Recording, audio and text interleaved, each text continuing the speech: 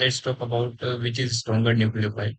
First एक ए में हमारा दे रखा है कि अमोनिया है और NH2 है, NH2 माइनस है।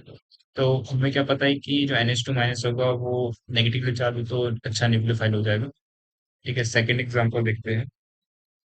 जो CH3O माइनस है और CH3OH है, इन दोनों में से भी ये ज्यादा हो जाएगा। ठीक है, कि ये जो नेगेटिवली चार्ज होता है वो किसी भी न्यूट्रल वन से तो ज्यादा ही क्या होता है, डोनेशन की टेंडेंसी रखता है। ठीक है, किसी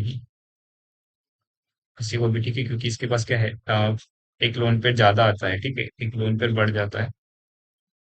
एंड एक एक example, CH3NH2 and CH3NH2 minus, क्या हो कि ये प्लस आई से इसको डोनेशन को बढ़ाएगा एंड ये प्लस आई से डोनेशन को बढ़ाएगा, दोनों ही केस पे। बट इसमें नेगेटिव चार्ज होने के कारण इलेक्ट्रॉन डेंसिटी काफी ज्यादा हो जाएगी। सो इलेक्ट्रॉन डेंसिटी इस पे क्या हो जाएगी, काफी ज्यादा हो जाती है। So it has a more tendency to donation again. And the fourth one is that CH3C double bond O minus and CH3C double bond OH। इसमें क्या हो कि ये इसके साथ रेजोनेंस भी कर रहा होगा। ठीक है, इसमें भी रेजोनेंस कर रहा होगा और ये प्रोटॉन अंदर चला जाएगा। तो होगा कुछ यहाँ कि ये क्या हो जाएगा,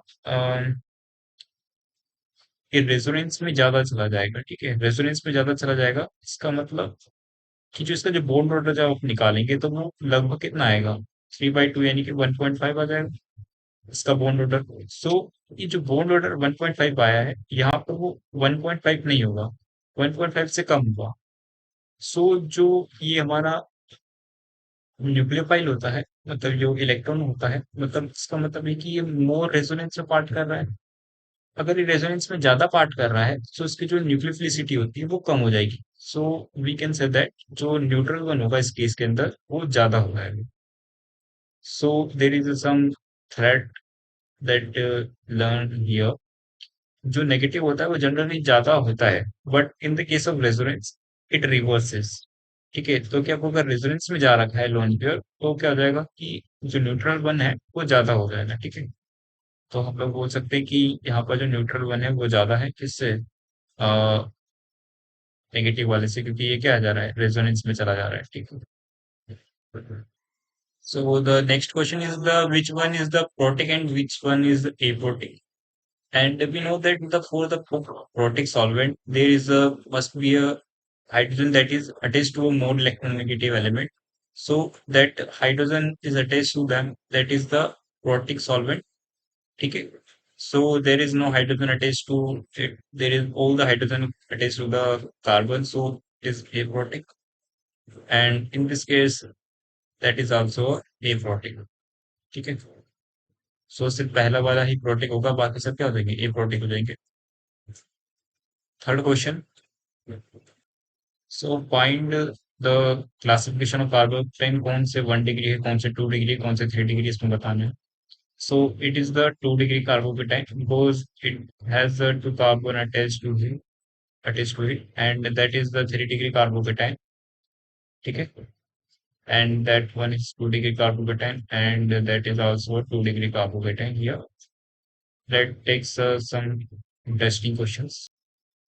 Let's do that question. First question is the, जो क्लोरीन लगा हुआ है बेसिकली, और जब हम इसमें किसी भी तरह का, ये 3 डिग्री है। सो हम जानते हैं कि 3 डिग्री में अगर हेलोजन लगा होता है और तो जब वाटर ऐड किया जाता है, इस तरह की रिएक्शन को हम लोग क्या बोलते हैं, सॉल्वोलिसिस बोलते हैं।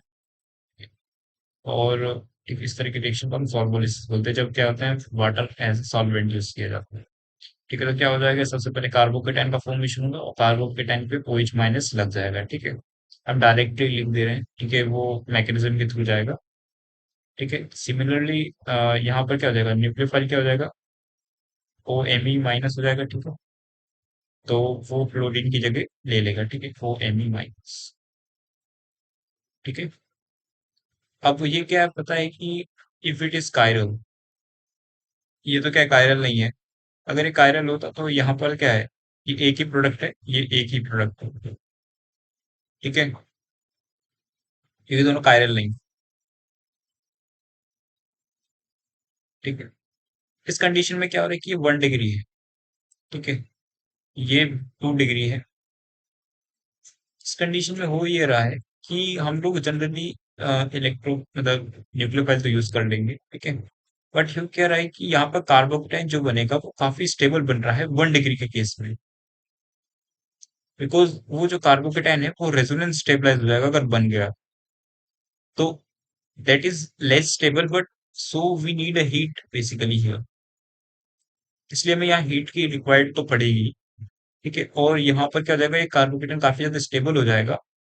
ठीक है, कार्बोकेटाइन अगर ज्यादा स्टेबल है, इसका मतलब क्या है कि बेसिकली वो बन रहा है तो कहीं ना कहीं क्या हो जाएगा, एसएन1 प्रोडक्ट हमें मिलेगा। एसएन1 प्रोडक्ट मिलेगा तो फिर क्या करेगा, जो न्यूक्लियोफाइल होगा वो अटैक जरूर करेगा इस पे को। तो यहाँ पर क्या मिल जाएगा हमें प्रोडक्ट में, जो फाइनल प्रोडक्ट जो मिल जाएगा वो क्या हो जाएगा, ओ ईटी आ जाएगा। ठीक है, सिमिलरली ये, ठीक है, यहाँ पर कार्बोकेटाइन बनेगा। अब कार्बोकेटाइन क्या कर सकता है, रीअरेंज भी कर सकता है। पहले वाले केस में रीअरेंज करता तो क्या होता, उसी रिंग पे घूमता रहता, तो कोई मतलब की बात नहीं है वहां रीअरेंज कराने से। ठीक है, तो यहाँ पर तो रीअरेंजमेंट होगा, तो यहाँ पर भी आएगा। ठीक है, और फिर क्या करेगा, जो हमारा MEO माइनस है वो दोनों पे ही अटैक करेगा। ठीक है, सो तो यहाँ पर क्या जाएगा, OMe आ जाएगा, और यहाँ पर भी क्या जाएगा,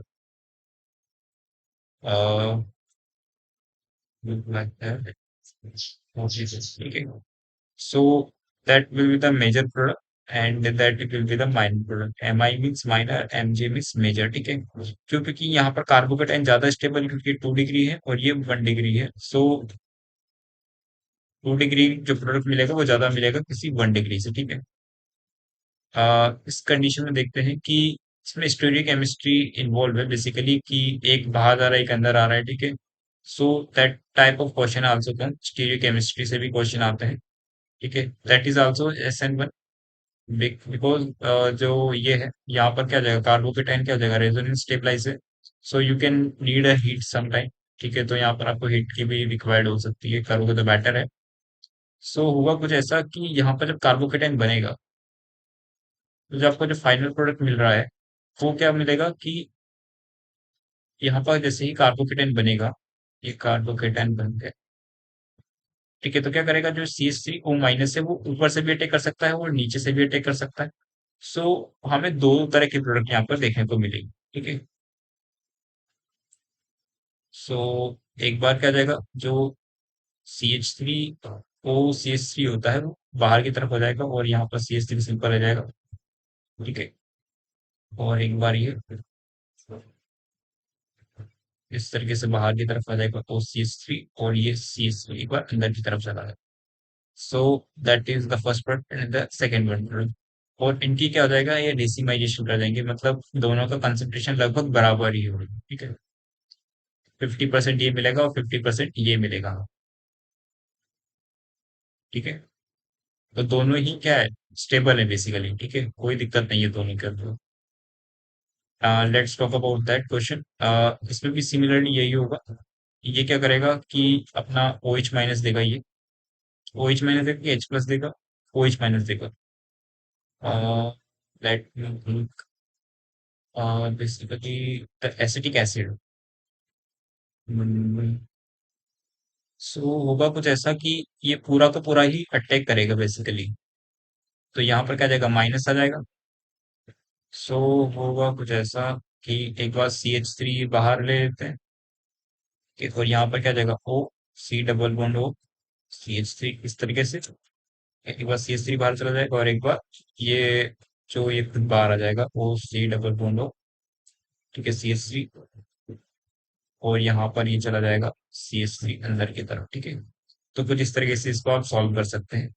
तो इतना ही बस SN1 के लिए। अब हम लोग SN2 रिएक्शन देखेंगे नेक्स्ट लेक्चर।